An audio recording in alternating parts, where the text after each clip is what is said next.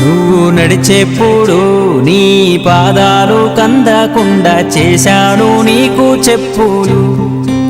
నా పాదాలనే నీ గుళ్ళున మోప నీవు ఏంటయ్యా నా తప్పులు. సింగారించా నీకు బంగారు వస్త్రాలెన్నో నేశాయి నా చేతులు. కానీ నిన్ను చూడ రావాలంటే నాకో జత బట్టల్లేవు ఏంటయ్యా మారాతలు.